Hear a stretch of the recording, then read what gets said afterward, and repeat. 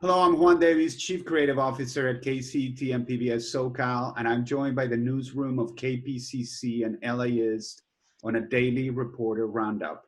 Let's start with you, Jacob, with an update on the dangerous fires we have going on here in Southern California.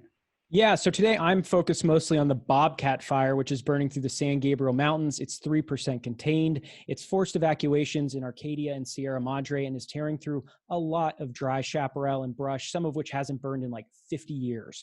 So the western side of the fire is just about at Mount Wilson, and firefighters are making a big last stand sort of moment to protect it. That's because it's where the historic Mount Wilson Observatory is, where Edwin Hubble discovered that the universe is made up of lots of different galaxies, not just the Milky Way, and it's where KPCC and KCET and many other broadcasters transmit their signals from. We do have backups, and you can also stream our feed on our app or at kpcc.org.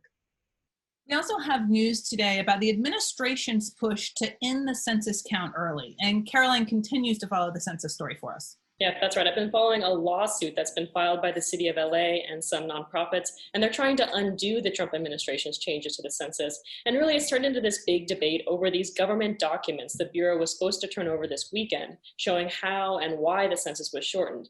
But they only ended up releasing a few of them, and a lot of that was actually already public. And yesterday, the judge overseeing this case really admonished the lawyers for not fully completing her request. She was really frustrated. And at a hearing today, that's actually still going on right now, the court and the lawyers, they discussed these allegations that are coming from Census Bureau employees saying that census takers are still being laid off. And the Census Bureau responded to that and said, yes, in Southern California, a lot of census takers were let go, but this happened before a temporary restraining order from the judge, so it's not really relevant. And now Judge Koh, she just wants more information. She's kind of suspicious now, and she's asking the Census Bureau to share those employment numbers to figure out how many people actually have been laid off. And this is all ahead of a bigger court hearing happening on Thursday when the temporary restraining order against the Trump administration is set to expire, and we're expecting the judge to make another decision in this case. And Caroline's going to continue to follow that one for us. An FBI-led task force today arrested 18 people across Southern California for alleged drug trafficking and illegal gun sales. Robert's covering that story. Yeah, it almost looked like a movie set in a parking lot in Little Tokyo today. Because of the significant number of arrests, authorities processed detainees in an open-air setting to allow for coronavirus-related distancing. Several white tents were set up to accommodate booking, interview, and evidence stations, and there were at least a dozen FBI staff roaming around. During raids under an 18-month operation dubbed Black Phoenix, authorities say they seized roughly 28 pounds of methamphetamine and 16 firearms. Two residents of Ontario have been charged with selling 5 ghost guns, similar to AR-15 rifles. Jack Bennett, director in charge of the FBI's LA office, said today that the subjects are believed to be members of or associates of gangs including the Waching, the Black Dragons, and the Asian Boys. A total of 25 defendants are named in federal indictments issued earlier this year. 3 individuals have yet to be arrested. And finally today, David Wagner has an update for us on Proposition 15, which will be on the ballot in November. And it would mean corporate and business properties would be taxed at their market value instead of their purchase price. So David's got more.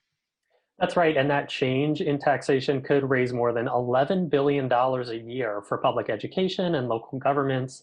Proponents say it'll help underfunded schools, especially in Black and Brown communities. But we are also seeing groups like the California NAACP and the California Black Chamber of Commerce oppose Prop 15. They say it could hurt small Black-owned businesses. So what's going on with that split? Well, when I asked some political experts about that, they told me we could be seeing a generational divide here.